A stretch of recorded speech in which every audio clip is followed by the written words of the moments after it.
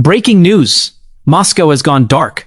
Entire blocks of the Russian capital are without power as Ukraine allegedly launches a massive cyber and energy strike that's left the city in complete chaos.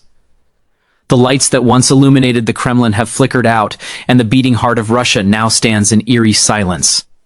Hello, my friends. Welcome back to my videos, and if you're new here, don't forget to subscribe to my channel Future X USA, where we uncover the hidden realities behind the world's biggest power plays. This story begins with a sudden and mysterious blackout that swept across central and western Moscow late last night.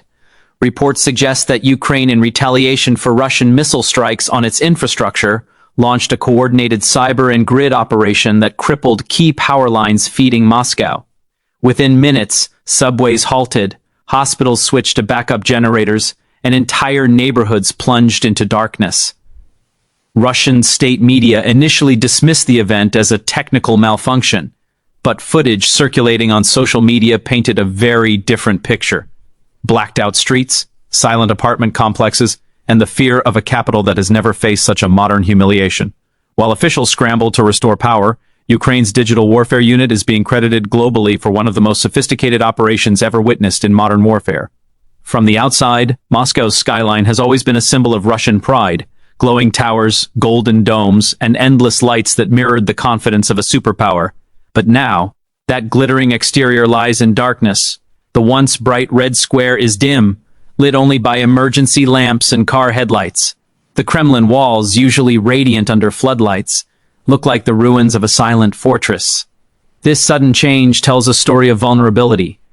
A country that once showcased its might through the glow of its capital now appears fragile, exposed to the invisible power of digital warfare. Ukraine didn't need bombs this time. It just needed code. The blackout transformed Moscow's image from dominance to desperation overnight. Inside the city, the atmosphere is tense. Elevators are stuck, ATMs are frozen, and stores are operating by candlelight. The hum of modern life, electricity, internet, communication, has gone silent. In many apartments, people are storing food outside on balconies as refrigerators fail. The interior of Russia's mighty capital feels more like a bunker than a metropolis. Fear, confusion, and disbelief dominate every hallway and home. When it comes to performance, Russia's systems failed miserably under pressure. The national grid, once considered one of the most secure in Eastern Europe, couldn't handle the targeted disruption. Ukraine's cyber units reportedly used a multi-layered digital attack, first penetrating local substations, then overloading key nodes until entire circuits collapsed. Russia's backup systems were outdated or compromised, making it impossible to restore power quickly. The blackout exposed what analysts had long suspected: that Russia's infrastructure modernization was more political theater than technical progress. Billions were spent, but little was truly secured. The performance rating of the country's resilience has taken a devastating hit. As for safety, the human cost tells its own story. Emergency services were overwhelmed, metro passengers trapped in tunnels, and hospital patients evacuated as machines shut down.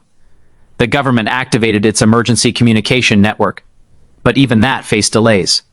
Russia fortified itself against physical warfare but left civilians vulnerable to invisible attacks.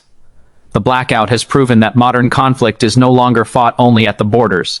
It's fought inside homes, power plants, and even on data servers that keep cities alive. And then comes the part that no analyst can ignore: the unique selling points of this incident. From Ukraine's perspective, this was not only retaliation, but also demonstration. It showed that, in the digital era, intelligence and innovation can overpower brute military strength. The first unique feature of this event was precision without destruction. No bombs were dropped, yet the psychological and economic impact equaled that of a full-scale strike. The second was symbolic dominance. To plunge Moscow, the capital of a nuclear superpower, into darkness without crossing its border was an act of strategic genius. And the third was message control. Ukraine didn't need to announce it. The blackout itself did the talking. In terms of cost, the price Russia is paying is monumental. Economists estimate losses in the billions, not just from halted businesses, but also from the blow to global confidence. Foreign investors are pulling back, airlines are canceling routes, and panic is spreading through supply chains. The blackout has become more than a technical issue. It's a national humiliation, and the real price may not be measured in rubles, but in trust. Once a government loses control of its own capital's power, it loses the illusion of control altogether. The conclusion is grim but clear. What happened in Moscow marks a turning point in modern warfare. It's not about tanks or missiles anymore. It's about technology, precision, and timing.